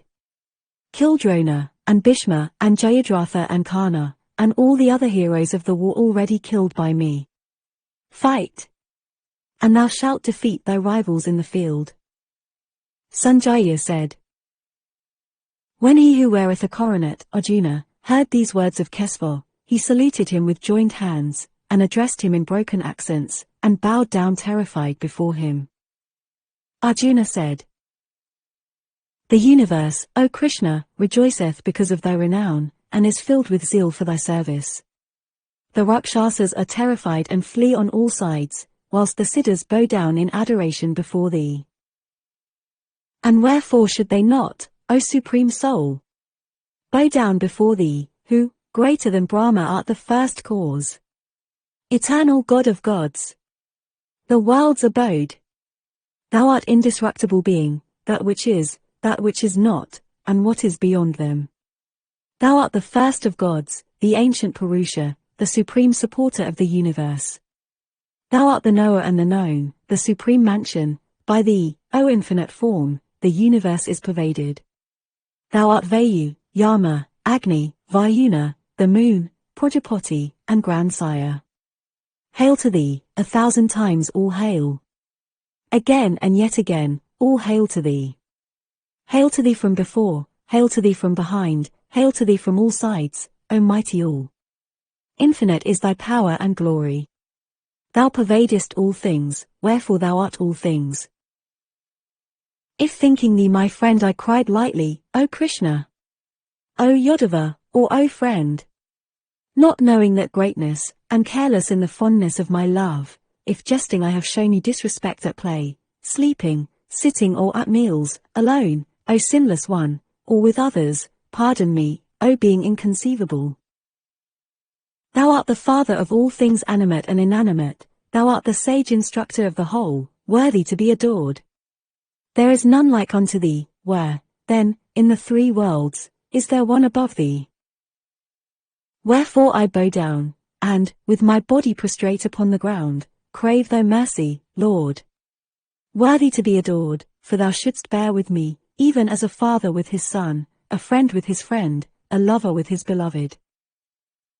I am well pleased with having beheld things before never seen, yet my mind is overwhelmed with fear. Have mercy, then, O heavenly Lord, O mansion of the universe, and show me thy celestial form. I wish to behold thee with the diadem up thy head, and thy hands armed with mace and discus. Assume then, O God of 1,000 arms, and endless forms, thy four-armed form. Krishna said, Well pleased, O Arjuna, I have shown thee, by my mystic power, this my supreme form, universal, glorious, infinite, and eternal, which was never seen by anyone except thyself, for no one, O valiant Kuru, in the three worlds, except thyself, can such a sight of me obtain, nor by the Vedas, nor sacrifices, nor profound study, nor by charitable gifts, nor by deeds, nor by the most severe mortifications of the flesh. Having beholden my form, thus awful, be not disturbed, nor let thy faculties be confounded. Relieved from thy fears, and thy mind restored to peace, behold again my own familiar form. Sanjaya said, Vasudeva having thus spoken unto Arjuna, showed him again his natural form, and having reassumed his milder shape, he presently assuaged the fears of the affrighted Arjuna. Arjuna said, Having beheld thy gentle human shape, I am again collected, my mind is no more disturbed, and I am once more restored to my natural state. Krishna said, Thou hast beholden this my marvelous shape, so very difficult to be seen, which even the gods are constantly anxious to behold. But I am not to be seen, as thou hast seen me, even by the assistance of the Vedas, austerities, by sacrifices, by charitable gifts, but I am to be seen, to be known in truth, and entered into by means of that worship which is offered up to me alone, and he cometh unto me whose works are done for me, who esteemeth me supreme, who is my servant only, who is free from attachment, and who liveth amongst all men without hatred. Lecture 12. The Yoga of Worship. Arjuna said, Of those thy servants who are always thus employed, which know yoga best? Those who worship thee as thou now art, or those who serve thee in thy unmanifested and imperishable nature?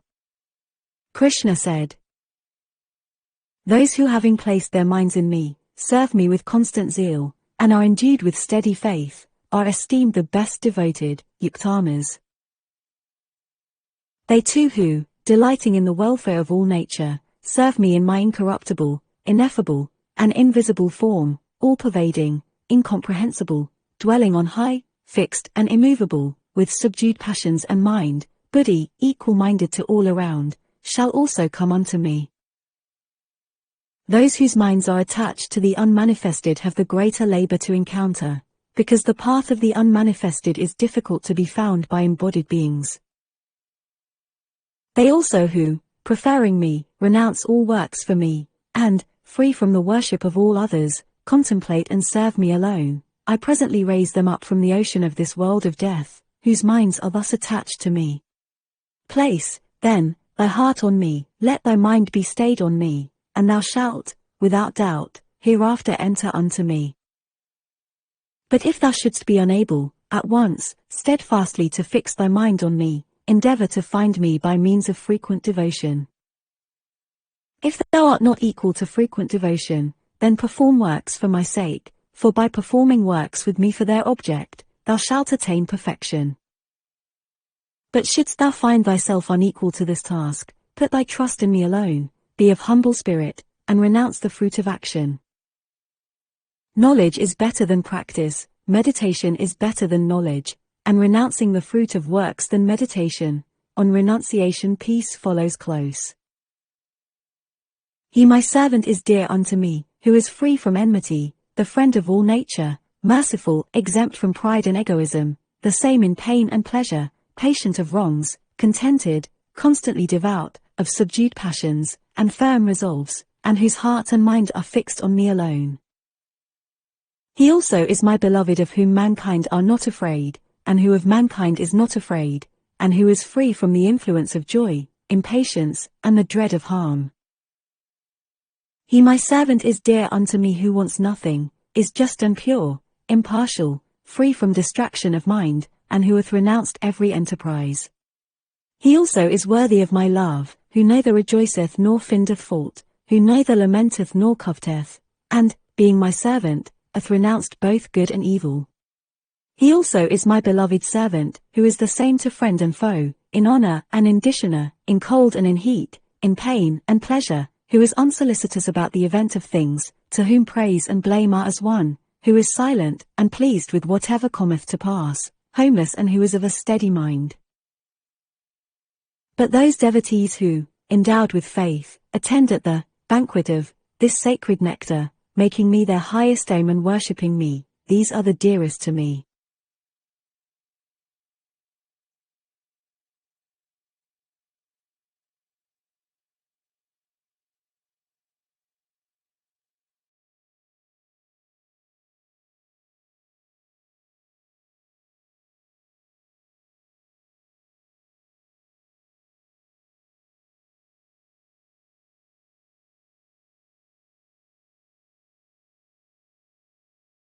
The Bhagavad Gita.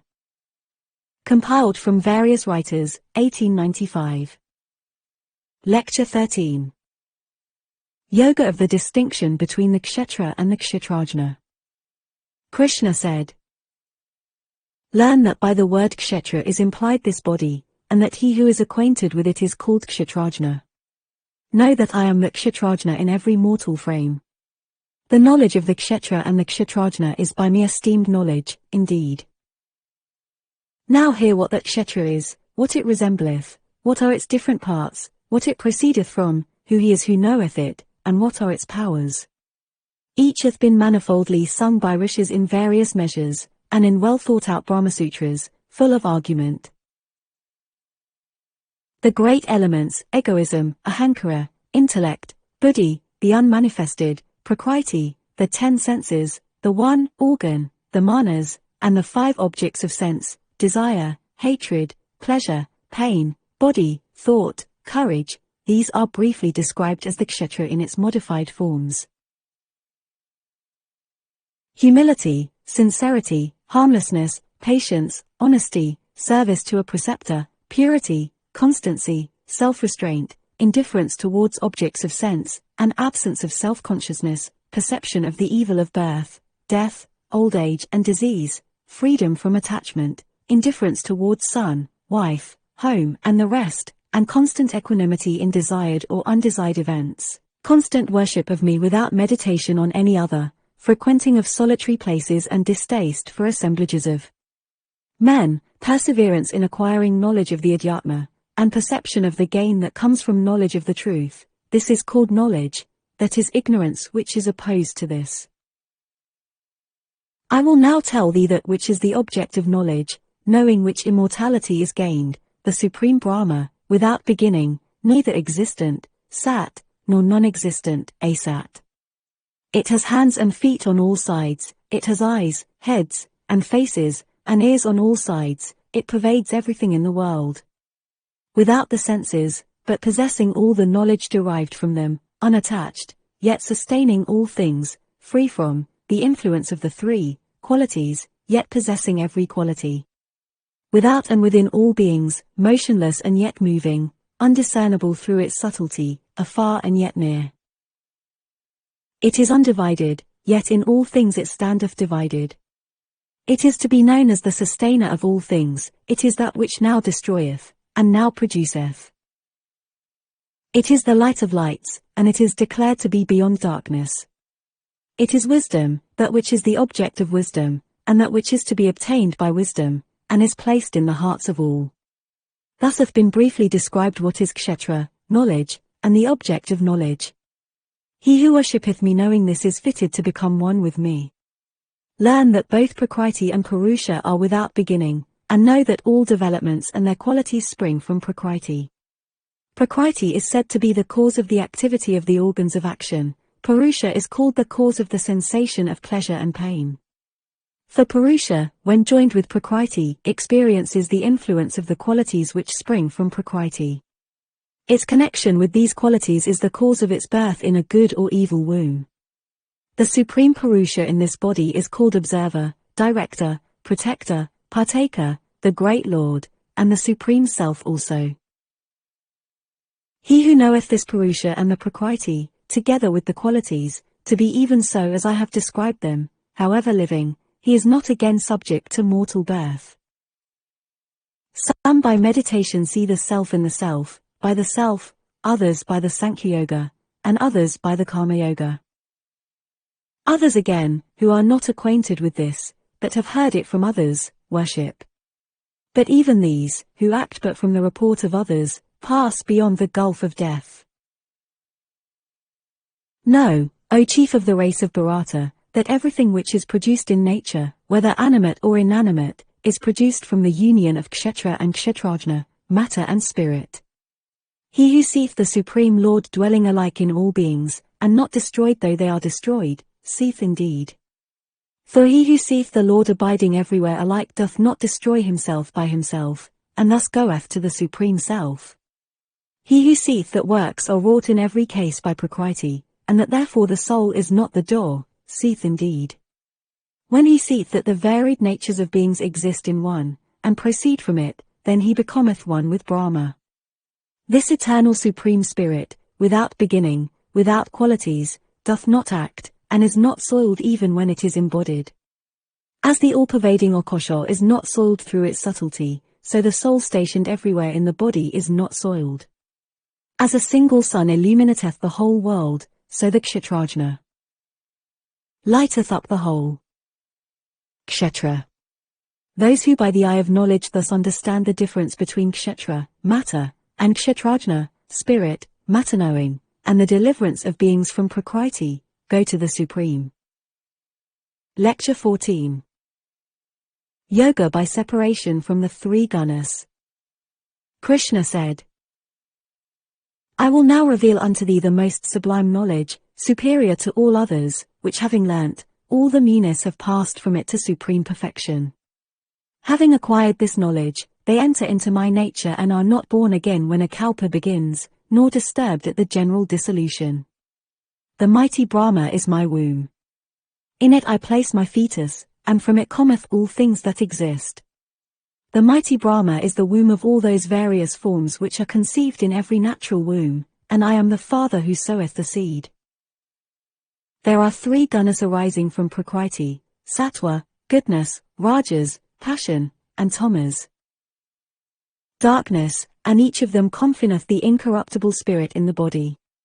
Of these goodness, because of its purity, is clear and free from defect, and entwineth the soul with the bond of happiness and knowledge. Know that passion, being of the nature of desire, bindeth the soul with the bond of action. But know that darkness, born of ignorance, deludeth all embodied souls, and bindeth them by heedlessness, idleness, and sleep. Goodness bindeth by pleasure, passion by action, but darkness, having shrouded knowledge, bindeth by folly. When passion and darkness have been overcome, goodness remaineth. When passion and goodness, then darkness. When darkness and goodness, then passion, remaineth. When the bright light of knowledge prevaileth at all the gates of the body, one may know that goodness is matured. Avarice, activity, undertaking of works, restlessness, desire, are produced from the prevalency of passion. Darkness, inertness, stupidity and delusion are produced when darkness is matured. If a mortal meeteth death when goodness prevaileth, he goeth to the spotless worlds of those who know the highest. Encountering death when passion prevaileth, he is born amongst those who are attached to the fruits of their actions. If he depart when darkness prevaileth, he is born in the wombs of the ignorant. The fruit of a good action is said to be goodness and to be spotless, the fruit of passion is pain, and the fruit of darkness is ignorance. From goodness is produced knowledge, from passion, avarice, and from darkness, negligence, delusion, and ignorance. Those who are settled in goodness, rise up, those whose nature is of passion, remain in the middle, while the dark, who abide in a state of vile qualities, go down. When the seer perceiveth no agent except the gunners, and knoweth what is above the gunners, he entereth into my being.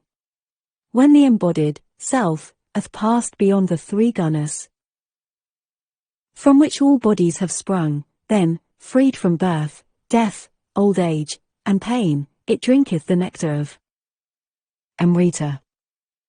Arjuna said, by what marks is it known that a man hath passed over these three gunners? What is his practice? What are the means by which he overcometh them? Krishna said, he, O son of Pandu, who hateth not brightness, activity, nor even delusion, when they come upon him, nor longeth for them when they disappear, who, like one who is of no party, is unagitated by the gunners, who standeth apart and wavereth not, thinking merely that the gunners are now in action. He to whom pleasure and pain are alike, self-contained, to whom a clod, a stone, and gold are alike, the same to things loved and unloved, firm, to whom praise and blame are equal, the same in honor and disgrace, who regardeth friend and foe alike, who renounceth all action, such a one hath surmounted the gunners. And he who serveth me alone by the yoga of devotion, having overcome the influence of the gunners, is fit for absorption into Brahma. For I am the abode of Brahma, of imperishable ambrosia, of eternal Dharma, and of complete happiness. Lecture 15. Yoga in attaining Purushottama. They say that the eternal Aswatha hath its roots above, its branches below, its leaves are hymns, he who knoweth it, knoweth the Vedas. Its branches shoot forth upwards and downwards, nourished by the gunas, its buds are the objects of the senses, its roots grown downwards, the bonds of action in the world of men. Its form is not to be known here, neither its beginning, nor its end, nor its nature. When a man hath cut down this Aswatha,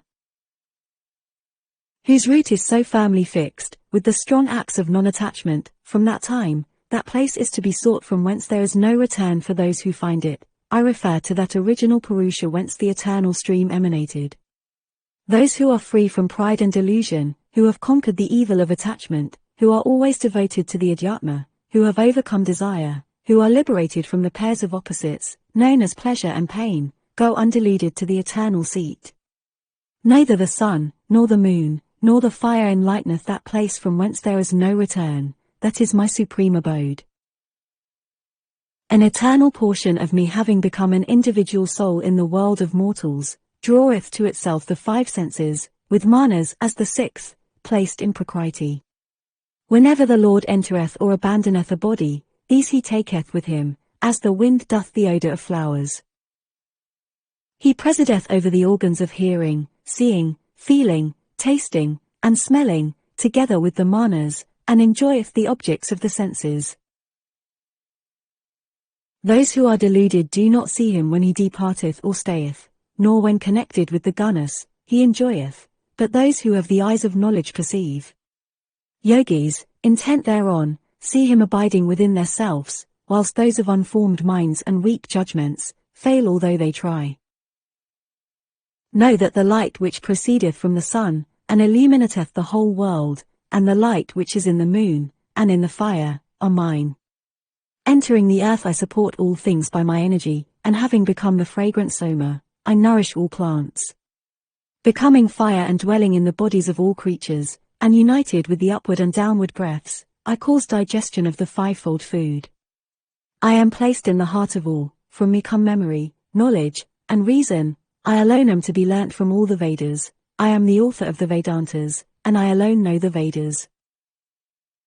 In this world there are two existences, the perishable and the imperishable. The perishable includes all living things. The imperishable is called the unchanging. But there is another, the highest existence, called the Supreme Spirit, who as the Eternal Lord, Iswara, pervadeth the three worlds and supporteth them. Since I excel the perishable and am higher than even the imperishable, I am celebrated in the world and in the Vedas as the best of beings, Purushottama. He who is not deluded and knoweth me to be thus, the supreme existence, he, knowing all, worshippeth me in every way. Thus, O Arjuna, have I made known unto thee this most mysterious doctrine, and he who understandeth it shall be a wise man, and the performer of all that is fit to be done. Lecture 16. The Yoga of Division between Gods and Asuras. Fearlessness, purity of heart, steadfastness in the yoga of wisdom, almsgiving, self-restraint, and sacrifice, study of the Vedas, austerity, uprightness, harmlessness, truth, freedom from anger, renunciation, tranquility, kindness, universal compassion, absence of desire, mildness, modesty, gravity, courage, patience, firmness, chastity, freedom from vindictiveness and vanity. These are his who is born with divine qualities. Deceit, pride, self-conceit, anger, and also harshness and ignorance are his who is born with demoniac, asuric, qualities. Divine qualities are deemed to be for liberation, the demoniac for bondage. Grieve not, O son of Bharata, thou art born with divine qualities. There are two kinds of beings in this world, the divine, and the demoniac. The divine hath been fully explained. Hear from me what is the demoniac. Demoniac persons know not action or inaction, no purity or good conduct or truth is found in them. The world, they say, is without truth, devoid of order or a ruler, produced by union, of the sexes, caused by lust, and nothing else. Fixed in this view, those ruined souls, of little understanding and cruel in deeds, are born for the destruction of the world. Entertaining insatiable desires, full of deceit, vanity and folly, they hold false notions through delusion, and lead impure lives. Indulging in numberless thoughts ending in death, given up to the enjoyment of objects of desires, feeling sure that that is all. Bound by the 100 bands of hope, and placing all their trust in lust and anger, they seek by injustice the accumulation of wealth, for the gratification of their lusts. This, today, hath been acquired by me. I shall obtain that desire of my heart. This wealth I have, and that shall I have also. This foe have I already slain, and others will I forthwith vanquish. I am a lord, and I enjoy, I am successful, I am powerful, and I am happy, I am rich, of noble birth, and where is there another like unto me? I will sacrifice, I will give alms, and be merry. In this manner do these men talk, deluded by ignorance. Surrounded by the net of delusion, devoted to the enjoyment of their desires, they fall down into an impure hell, Naraka. Being self-conceited, stubborn, and ever in pursuit of wealth and pride, they offer, with hypocrisy, lip sacrifices and not according to divine ordination, devoted to egotism, violence, lust and anger. These revilers hate me in their own bodies and in those of others. These men, hating me, cruel, the vilest of mankind, impure, I cast down perpetually into the wombs of Asuras. Having entered demoniac wombs, deluded in every birth, they go down to the vilest state without ever coming to me. The threefold gate of hell, lust, wrath, and avarice is the ruin of the soul, therefore let every man renounce these three. The man released from these three ways to darkness, worketh out his own welfare and thus proceedeth to the highest goal. He who abandoneth the ordinances of the sastras, to follow the dictates of his lusts, attaineth neither perfection, happiness, nor the highest goal.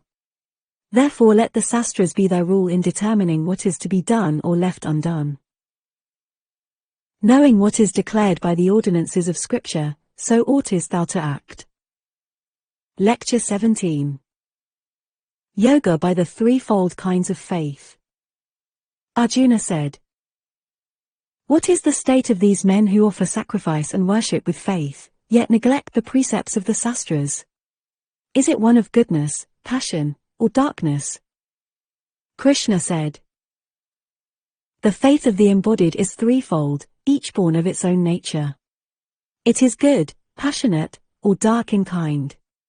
Hear what these are. The faith of everyone agrees with his nature. Whatever is a man's faith, that is a man himself. Men of goodness worship the devas, men of passion, yakshas and rakshasas, men of darkness, pretas and bhutas. Men who practice severe austerities, not authorized by the sastra, full of hypocrisy and self-conceit, full of lust, passion, and violence. Those fools torturing the groups of organs in the body, and me also seated in the body, know that these have a demoniac tendency. There are three kinds of food which are dear unto all men, so also are sacrifice, austerity, and almsgiving. Hear what are their distinctions. The food that is dear unto the good is such as increases their length of days, their power and their strength, and keeps them free from sickness, happy, and contented. It is pleasing to the palate, nourishing, permanent, and congenial to the body. Men of passion desire bitter, sour, saline, over-hot, pungent, harsh, inflaming foods, causing pain, grief, and sickness. That which is stale, tasteless, putrid and corrupt, leavings also and filth, is the food dear to men of darkness. That sacrifice which is directed by divine precept, and is performed without the desire of reward, as necessary to be done, and with an attentive mind, is good. The sacrifice which is performed with a view to the fruit and for ostentation is passionate. The sacrifice which is performed against the precepts of Scripture, without the distribution of food, without the usual invocations, without gifts to the Brahmins, and without faith, is dark. Respect to the gods, Brahmins, gurus, and the wise, with purity, rectitude, life as a brahmacharin, and innocence, are called the austerity of the body. Speech that causes no agitation, which is truthful, pleasant and good, with the constant recitation of the sastras, is called the austerity of speech. Calmness of mind, equanimity, silence, self-control, and purity of nature, these are called the austerity of the heart, manas. This threefold austerity practiced by devout men in perfect faith, who long not for the fruit of action, is called good. The austerity which is done for the sake of gaining respect, honor, and reverence, and with hypocrisy, is called passion-born. It is uncertain and transitory. That austerity is called dark which is done for a foolish purpose, for the torture of oneself, or to destroy another. The gift which is bestowed by the disinterested, because it is proper to be given, in due place and season, and to proper objects, is good. That which is given in expectation of a return, or for the sake of the fruit of the action, and with reluctancy, is passionate. That which is given out of place and season, and to unworthy objects, and, at the same time, ungraciously and scornfully, is pronounced to be dark. Tat and Sat are said to be the threefold designation of Brahma. By that Brahmins, the Vedas, and sacrifices were created of old. Hence is always uttered by those who know Brahma at the beginning of sacrifice, alms, and austerity ordained by rule. Tat, that, is said when the various kinds of sacrifice, austerity, and alms are done without expectation of fruit by those who desire emancipation. Sat is employed to denote truth and goodness. It is also used in the sense of a praiseworthy act.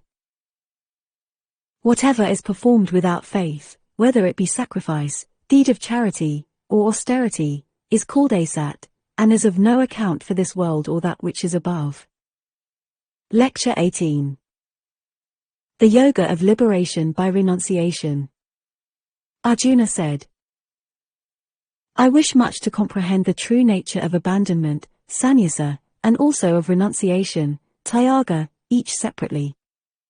Krishna said, by abandonment the wise understood the rejection of actions done with desire. The wise call the forsaking of the fruit of works renunciation. Some wise men declare that all action should be abandoned as an evil, others that works of sacrifice, almsgiving, and austerity are not to be given up. Sacrifices, alms, and austerities are the purification of the wise. It is my certain opinion and decree that such works are absolutely to be performed, leaving aside attachment and fruit. The abandonment of works which are appointed to be performed is improper. The forsaking of them, through folly and distraction of mind, ariseth from the influence of darkness. The forsaking of a work because it is painful, and from the dread of bodily affliction, ariseth from passion, and he who thus leaveth undone what he ought to do, shall not obtain the fruit of forsaking. The work which is performed because it is appointed and esteemed necessary to be done, and with a forsaking of the consequences and the hope of a reward, is, with such forsaking, declared to be good. The renouncer endowed with goodness, free from doubts, hath no aversion for an unprosperous work, and no attachment for one that is prosperous. It is impossible for an embodied person to refrain entirely from action, but he who abandoneth the fruit of action is said to be a renouncer. The threefold fruit of action, wished for, unwished for, and mixed accrues after death to those who are not possessed of abandonment, but never to renouncers. Learn from me the 5 conditions declared in the Sankhya system as necessary for the completion of every act. The seat of action, the agent, the various organs, the various movements, also, as 5th, the deities. The work which a man undertaketh, either with his body, his speech, or his mind, whether it be lawful or unlawful, hath these 5 agents engaged in the performance. This being so, the man dull in intellect who regards himself as solely the agent, doth not see rightly. He who hath no feeling of egoism, and whose mind is not tainted, even though he kill, all, these people killeth not, is not bound, by the action. In the direction of a work are 3 things, knowledge, the object of knowledge, and the knower. The accomplishment of a work is also threefold, the implement, the action, and the agent. The action and the agent are each distinguished by the influence of the 3 gunas. Here in what manner they are declared to be after the order of the 3 gunas. That by which one eternal essence is seen in all beings, undivided in the divided, is good. That knowledge is of passion which sees in all things various existences severally divided. That which is mean, interested in one single object alone as if it were the whole, without any just motive or design, and devoid of truth, is pronounced to be dark. The action which is appointed by divine precept, is performed free from the thought of its consequences and without passion or despite, by one who hath no regard for the fruit thereof, is good. The action which is performed by one who is fond of the gratification of his lusts, or by the proud and selfish, and is attended with great effort, is dark. The action undertaken from delusion, without any foresight of its evil consequences, to others or to oneself, is declared to be dark. The agent who is free from attachment and egoism, who is endued with fortitude and resolution, and is unaffected whether his works succeed or not, is said to be good. The agent who is passionate, desiring to obtain the fruit of action, who is avaricious, cruel, impure, who feels joy and sorrow, is said to be passionate. The agent who is inattentive, indiscreet, stubborn, dissembling, mischievous, indolent, melancholy, and dilatory, is dark. Hear also what are the threefold divisions of intellect, buddhi, and firmness, according to the influence of the three gunas, which are about to be explained to thee distinctly and without reserve. The intellect which knoweth action and inaction, what is necessary and what is unnecessary, what is fear and what is not, what is liberation and what is bondage, is good. The intellect which doth not conceive justice and injustice, what is proper and what is improper, as they truly are, is passionate. The intellect which, being enwrapped in darkness, mistaketh injustice for justice, and all things contrary to their true intent and meaning, is dark. That steady firmness, with which a man, by yoga, restraineth every action of the heart, the breath, and the senses, is good. That firmness by which a man desirous of fruit, persisteth in dharma, in the gratification of his lusts, and the acquisition of wealth, is declared to be passionate. That firmness, by which a man of low capacity departeth not from sloth, fear, grief, melancholy, and folly, is dark. Now hear what is the threefold division of pleasure, that pleasure which a man enjoyeth from his labour, and wherein he findeth the end of his pains, and that which, in the beginning, is a poison, and in the end as the nectar of immortality, is declared to be good, and to arise from a knowledge of the self. That pleasure which ariseth from the conjunction of the organs with their objects, which in the beginning is as sweet as the nectar of immortality and in the end as a poison, is passionate. That pleasure which in the beginning and the end tendeth to stupefy the soul, and ariseth from drowsiness, idleness, and stupidity, is pronounced to be dark. There is not anything either in heaven or earth, or amongst the hosts of heaven, which is free from the influence of these three gunas which arise from prakriti. The duties of Brahmins, Kshatriyas, Vaishyas, and Sudras have been apportioned according to the qualities born of their own natures. Tranquility, self-restraint, austerity, tapas, purity, patience, rectitude, spiritual knowledge, and faith, are the natural duties of a Brahmin. Valor, glory, courage, resolution in battle, liberality, and lordly bearing, are the natural duties of a Kshatriya. Agriculture, tending of cattle, and trade form the natural duties of a Vaisya. The natural duty of a Sudra consisteth in service. A man being contented with his own particular lot and duty obtaineth perfection. Hear how that perfection is to be accomplished. The man who maketh an offering of his own works to that being from whom all beings proceed, and by whom the whole universe is pervaded, by that means obtaineth perfection. Better is one's own work, though faulty, than another's work well performed. He who doeth the work prescribed by nature incurreth no sin. No one should abandon his natural work even though evil, for every work is surrounded by evil as fire by smoke. He whose mind is unattached, self-restrained in every part, in whom desire is dead, obtaineth perfect freedom from action by renunciation. Learn from me briefly how one who hath obtained perfection attaineth to Brahma, the highest knowledge. Gifted with a pure mind, controlling his self by courage, rejecting sound and other objects of sense, casting off love and aversion, frequenting lonely places, eating little, restraining speech, body, and heart, constantly intent on devotion, free from egoism, violence, pride, lust, wrath, avarice, selfishness, and who is tranquil, he is fit to be one with Brahma. Thus comprehending his identity with Brahma, calm in spirit, he grieveth not, wisheth not, being the same to all beings, he attaineth to supreme devotion in me. By this devotion he knoweth me truly who I am, and how great I am. Then having known me truly, he entereth into my essence. Ever performing all actions, always depending on me, he, through my favor, gaineth the eternal imperishable seat.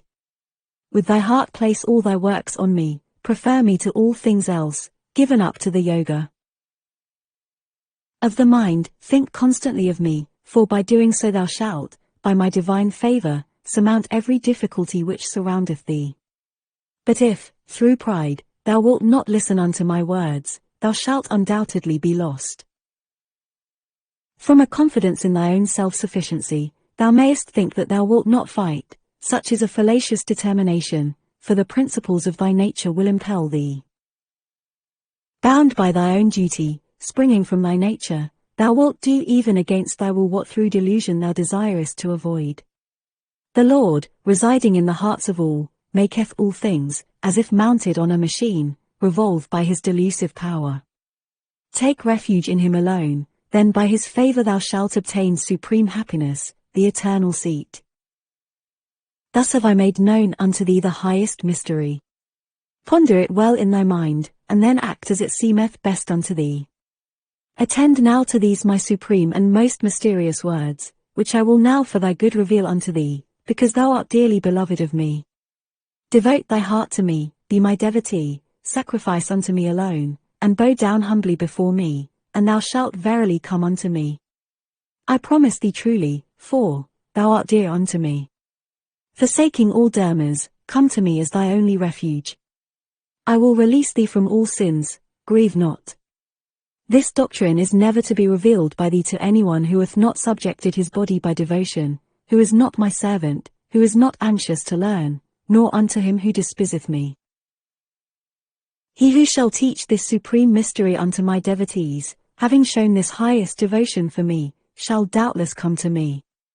Nor is there anyone among men who is superior to him in doing what is dear to me, nor shall any on earth be dearer to me than he. He also who shall read this holy dialogue of ours, will have offered to me the sacrifice of knowledge. This is my decree. The man, too, who may hear it in faith, without reviling, shall, when liberated, obtain the happy worlds of the virtuous. Hath what I have been speaking, O Arjuna, been heard with thy mind fixed on one point? Is the delusion which arose from thy ignorance removed? Arjuna said, by thy divine favor, my delusion is destroyed, and the holy doctrine has been received by me. I am now fixed in my principles, and am freed from all doubt, and I will henceforth act according to thy words. Sanjaya said, thus I heard this wonderful conversation between Vasudeva and the magnanimous son of Pritha, and my hair stood on end. By the favor of Vyasa, I heard this supreme mystery, yoga, as revealed from the mouth of Krishna himself, the Lord of Yoga. As, O King, I recollect again and again this holy and wonderful dialogue of Krishna and Arjuna, I continue more and more to rejoice. And as I recall to my memory that most marvelous form of Hari, my astonishment is great, and I marvel and rejoice again and again. Wherever Krishna, the Lord of Yoga, may be, wherever Arjuna, the mighty archer, may be, there too, without doubt, are prosperity, victory, and justice. This is my firm belief.